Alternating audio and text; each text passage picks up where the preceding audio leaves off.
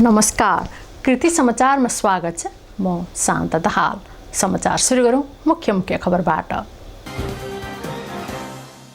धरान उपमहानगरका पूर्व कर्मचारी चक्रबहादुर राई घरेलु कामदारलाई गर्भवती बनाएको आरोपमा पक्राउ परेको 3 घण्टापछि श्रीमती विमलाको मृत्यु।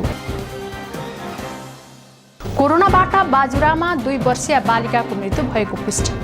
नेपालमा मृत्यु हुनेको संख्या 8 पुग्यो। खानेपानीको विषय उठेपछि धरान कार्यपालिकाको बैठक स्थगित। धरानको 2% जनताको कोभिड-19 को परीक्षण गर्ने विषयमा निर्णय पारित। सुनसरीको इटहरी 20 मा हिजो राति छुरा प्रहारबाट गम्भीर घाइते बनेका एक युवाको मृत्यु हुनेमा राजन राई। कोभिड-19 बाट नेपाल बाहिरका 121 नेपालीको मृत्यु, सबैभन्दा बढी बेलायतमा। नेपालमा थप 166 जनामा कोरोना पुष्टि, कुल संख्या 1567 पुग्यो। धरानमा लकडाउन अवधिमा लागु औषधमा 6 जना पक्राउ, भारी परिमाणमा लागु औषध बरामद। पर्यटनमा परेको असरबारे सुनसरीका महिला पत्रकारहरूलाई 1 दिने क्षमता अभिवृद्धि तालिम। पर्यटन व्यवसाय ध्वस्त भएको सहजकर्ता भवानी बरालको भनाई। र धनकुटाका 33 जना क्रियाशील पत्रकारहरूको सामूहिक कोरोना बिमा।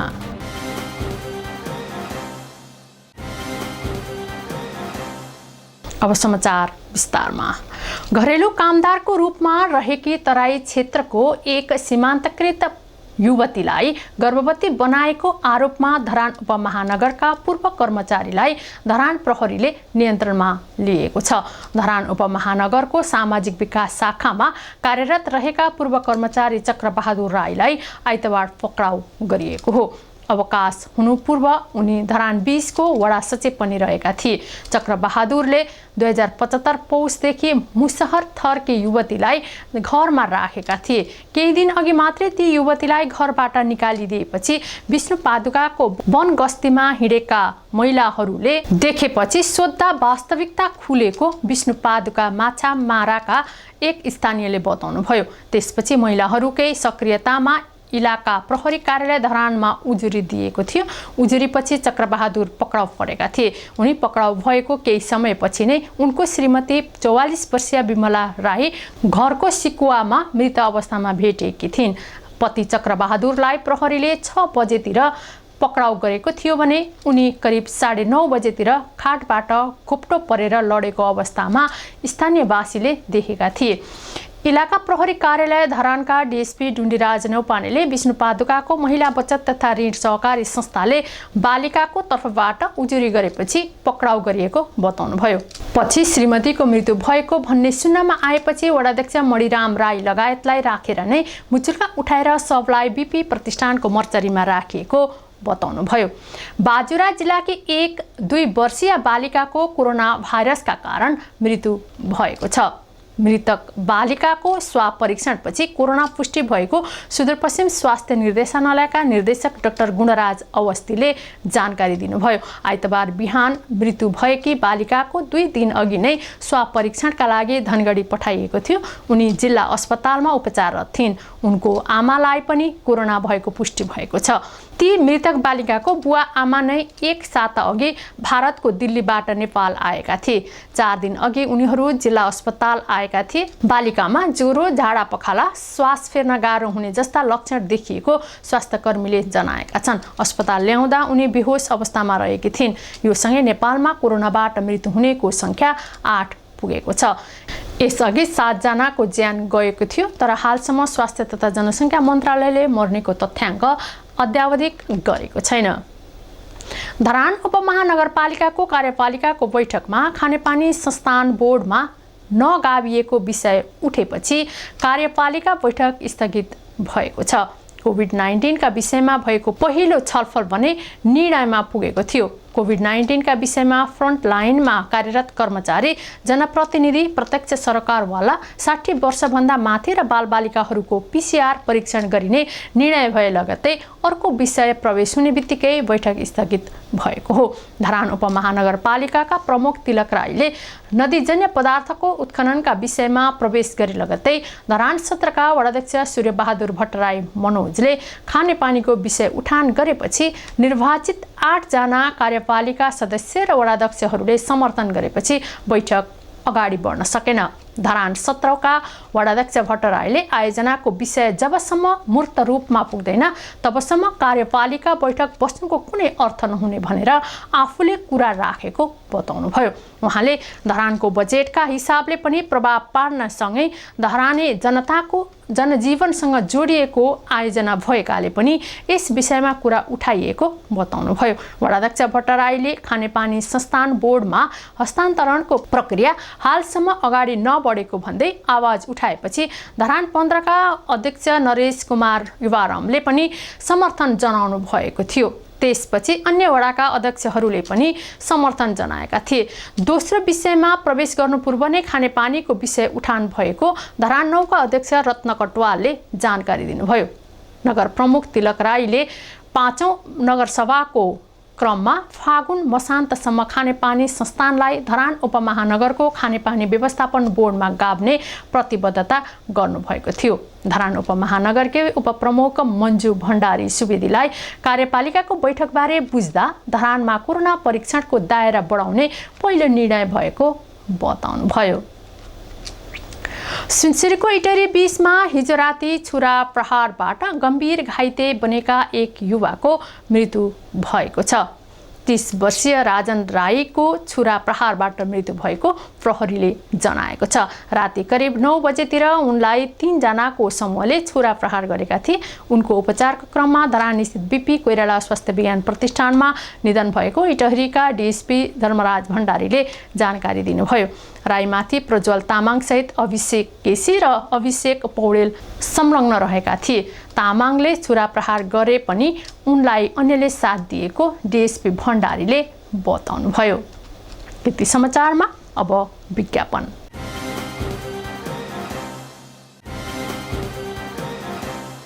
कृति समाचारमा पुनः स्वागत छ। अब बाँकी समाचार। विश्वभर महामारीका रूपमा फैलिएको कोभिड-19 संक्रमणका कारण शनिबार साँझसम्म नेपाल बाहिर मृत्यु हुने नेपालीको संख्या 121 पुगेको छ। गैर आवासीय नेपाली संघ NRNA का अनुसार यो साता थप 7 नेपालीले कोरोनाका कारण ज्यान गुमाएका छन्। संघका अनुसार संयुक्त अरब इमिरेट्स, बेलायत र संयुक्त राज्य अमेरिका, कुवेत र साउदी अरबमा 1-1 तथा बराइनमा 2 नेपालीको यो साता निधन भएको हो। सबैभन्दा बढी बेलायतमा 66 गैर आवासीय नेपालीको मृत्यु भएको छ। समितिका संयोजक डाक्टर सञ्जीव सापकोटाका अनुसार युएईमा 19 नेपालीको निधन भएको छ। त्यस्तै अमेरिकामा कोरोना भाइरसका कारण ज्यान गुमाउने नेपालीको संख्या 17 पुगेको छ। यसैगरी साउदी अरबमा 8, बराइनमा 3, कुवेतमा 2 तथा Qatar, Ireland, Japan, Turkey, Netherlands र स्विडेनमा 1-1 जनाको मृत्यु भएको छ। संयोजक सापकोटाका अनुसार नेपाल बाहेक बाहिर 14,425 गैर आवासीय नेपाली कोरोनाबाट संक्रमित भएका छन्। 34 देशमा रहेका नेपालीमा कोरोना संक्रमण देखिएको छ। नेपालमा पछिल्लो 24 घण्टामा 166 जनामा कोरोना संक्रमण भएको पुष्टि भएको छ। नेपालमा हालसम्म 1567 जना कोरोनाबाट संक्रमित बनेका छन्। स्वास्थ्य तथा जनसङ्ख्या मन्त्रालयले दिएको पछिल्लो तथ्याङ्क अनुसार 166 जना कोरोना संक्रमित थपिएका हुन्। विभिन्न जिल्लामा कोरोना संक्रमित थपिएको स्वास्थ्य मन्त्रालयका प्रवक्ता डाक्टर विकास देवकोटाले जानकारी दिनुभयो। उहाँका अनुसार संक्रमित मध्ये 1050 पुरुष छन् भने 117 जना महिला रहेका छन्। त्यसमध्ये 200 भन्दा बढी कोरोना संक्रमित उपचारपछि निको भएर घर फर्किसकेका छन्।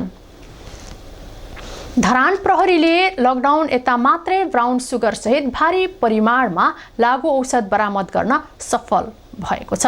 इलाका प्रहरी कार्यालय धरानका अनुसार चैत्र 29 गते धरान 11 बाट ब्राउन सुगर सहित 2 जनालाई नियन्त्रणमा लिएको थियो।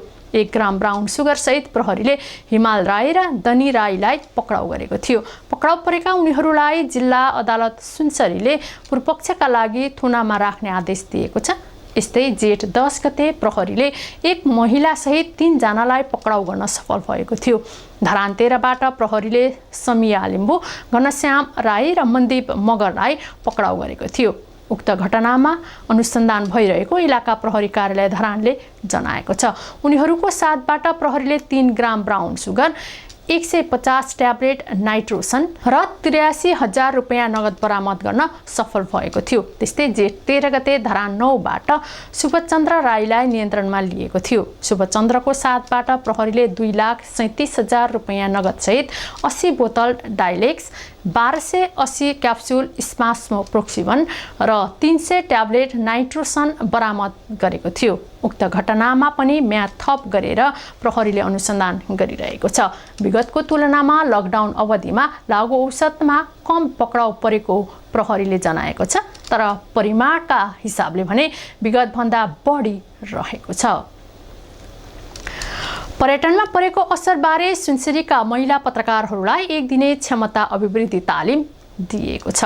क्रियाशील पत्रकार महिला सुनसरीको आयोजनामा आइतबार धरानमा क्षमता अभिवृद्धिबारे तालिम प्रदान गरिएको हो। कोरोनाले विश्वको अर्थतन्त्रमा नै प्रभाव पारेको बेला पर्यटनमा पनि उस्तै गरी प्रभाव पारेको सहजकर्ता भवानी बरालले बताउनुभयो। तालिममा सुनसरीका 20 महिला पत्रकारहरू सहभागी थिए।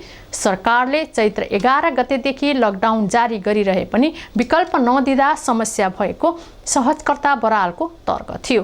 विगतमा आएका पर्यटकहरूको विश्लेषण गर्दा नेपालमा 3 खाले पर्यटक हिमाल हेर्ने, जैविक विविधता अध्ययन गर्ने र मनोरञ्जन गर्नेहरू मात्रै आउने गरेको उहाँले बताउनुभयो। त्यसक्रममा सुनसरीकी अध्यक्ष मनिता चामलिङ र क्रियाशील पत्रकार प्रदेश 1 की अध्यक्ष गंगा बरालले सहजीकरण गर्नुभएको थियो।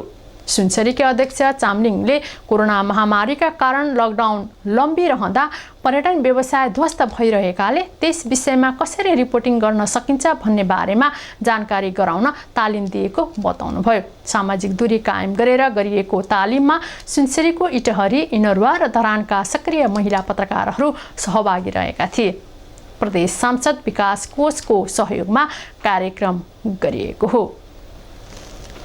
गत माघमा आगोले पोलेर गम्भीर घाइते बनेकी सुनसरी बराहा क्षेत्र 5 की देविका बराइलीलाई आर्थिक सहयोग प्राप्त भइरहेको छ। शनिबारसम्म 2,09,644 रुपैयाँ सङ्कलन भएको छ। उनलाई थप उपचारको लागि आज काठमाडौँ लगिएको छ। यसअघि उनको उपचार विराटनगरको म्याक्स हस्पिटलमा हुँदै आएको थियो, तर उनको पोलेको भागमा छाला टाल्नु पर्ने भएपछि थप उपचारका लागि काठमाडौँ लानुपर्ने देखिएको थियो। उपचारका लागि करिब 3 लाख रुपैयाँ लाग्ने अनुमान गरिएको छ। उनको परिवारका लागि नरेश विकको संयोजकत्वमा आर्थिक सङ्कलन समिति गठन भएको छ। संयोजक विक र लिलिस पोमु सहितले 48,340 रुपैयाँ, चक्रघट्टीबाट संयोजक प्रदीप ढकाल मार्फत 53,915 रुपैयाँ, लक्ष्मी परियार मार्फत 7,300, बराहा नगरपालिका मार्फत 8,000, बराहा क्षेत्रका महेन्द्र र सम्झना श्रेष्ठबाट 5,000, पथरी मिडियाबाट 70,025 रुपैयाँ, नहडाकी कुमारी लिम्बूले 31,564 रुपैयाँ सङ्कलन गरेर पीडित परिवारलाई हस्तान्तरण गरेका हुन्। धनकुटाका 33 जना क्रियाशील पत्रकारहरूको सामूहिक कोरोना बिमा गरिएको छ। नेपाल पत्रकार महासंघ जिल्ला शाखाको समन्वयमा जनज्योति बचत तथा ऋण सहकारी संस्थाले पत्रकारको कोरोना बिमा गरिदिएको हो। जिल्लाका 33 जना पत्रकारको 1-1 लाख रुपैयाँको वार्षिक बिमा गरिएको पत्रकार महासंघ धनकुटाका उपाध्यक्ष नगेन्द्र राईले जानकारी दिनुभयो। बिमाका कारण अग्रपंक्तिमा बसेर पत्रकारिता गरिरहेका पत्रकारलाई हौसला मिलेको उहाँले बताउनुभयो। शनिबार बिमा लेख हस्तान्तरण गर्दै सहकारीका अध्यक्ष विकास घिमिरेले महामारीका बेला स्वास्थ्य, सुरक्षा र सञ्चार अग्रपंक्तिमा रहेर खटिरहेको छ, तर सञ्चार बाहेकका क्षेत्रलाई मात्रै राज्यले सेवा सुविधाको व्यवस्था गरेको छ। त्यसैले अग्रपंक्तिमा खटेर काम गर्ने पत्रकारहरूको बिमा गरेको बताउनुभयो। सहकारीका अध्यक्ष घिमिरे धनकुटा नगरपालिका वडा नम्बर 3 का अध्यक्ष समेत हुनुहुन्छ। धरान अमेरिका कोरोना राहत कोष धरान टिमले धरान 8 को हरेराम कीर्तन कुञ्जमा खाद्यान्न र नगद प्रदान गरेको छ। शनिबार धरान टिमका संयोजक सुदन श्रेष्ठ लगायत सदस्यहरू पूर्ण राई, समीन राई, सुमन श्रेष्ठ र मोहन श्रेष्ठले कुञ्जका अध्यक्ष लोकनाथ सुवेदी र सचिव वासुदेव गौतम लगायतलाई खाद्यान्न तथा रकम हस्तान्तरण गरेको थियो। राहतमा 50 केजी चामल, 15 केजी दाल, 1 कार्टुन तेल, 3 KG Nutrela, 1 carton biscuit, 5 KG चिउरा, 1 दर्जन लुगा धुने साबुन, 1 दर्जन नुहाउने साबुन, 1 प्याकेट पेस्ट सहित औषधि उपचारका लागि नगद रु 4000 प्रदान गरेको थियो। हरिराम कीर्तन कुञ्जमा रहेका 12 जना वृद्धा सहितका लागि उक्त खाद्यान्न र नगद सपोर्ट धरान कोभिड-19 अभियान अन्तर्गत धरान अमेरिका राहत कोष गोफन्डमी मार्फत प्रदान गरिएको धरान टिम संयोजक सुदन कुमार श्रेष्ठले बताउनुभयो। यसअघि पनि धरान राहत कोषमा यसै फन्ड मार्फत 5,20,000 रुपैयाँ प्रदान गरिएको थियो। कृति समाचारको अन्त्यमा पुनः मुख्य खबरहरू। धरान उपमहानगरका पूर्व कर्मचारी चक्रबहादुर राई घरेलु कामदारलाई गर्भवती बनाएको आरोपमा पक्राउ परेको 3 घण्टापछि श्रीमती विमलाको मृत्यु। कोरोनाबाट बाजुरामा 2 वर्षीय बालिकाको मृत्यु भएको पुष्टि। नेपालमा मृत्यु हुनेको संख्या 8 पुग्यो। खानेपानीको विषय उठेपछि धरान कार्यपालिकाको बैठक स्थगित। धरानको 2% जनताको कोभिड-19 को परीक्षण गर्ने विषयमा निर्णय पारित। सुनसरीको इटहरी 20 मा हिजो राति छुरा प्रहारबाट गम्भीर घाइते बनेका एक युवाको मृत्यु हुनेमा राजन राई। कोभिड-19 बाट नेपाल बाहिरका 121 नेपालीको मृत्यु, सबैभन्दा बढी बेलायतमा। नेपालमा थप 166 जनामा कोरोना पुष्टि, कुल संख्या 1567 पुग्यो। धरानमा लकडाउन अवधिमा लागु औषधमा 6 जना पक्राउ, भारी परिमाणमा लागु औषध बरामद। पर्यटनमा परेको असरबारे सुनसरीका महिला पत्रकारहरूलाई 1 दिने क्षमता अभिवृद्धि तालिम। पर्यटन व्यवसाय ध्वस्त भएको सहजकर्ता भवानी बरालको भनाई। र धनकुटाका 33 जना क्रियाशील पत्रकारहरूको सामूहिक कोरोना बिमा। हवस् त कृति समाचार यति नै। कृति टेलिभिजन हेर्दै गर्नुहोला। नमस्कार।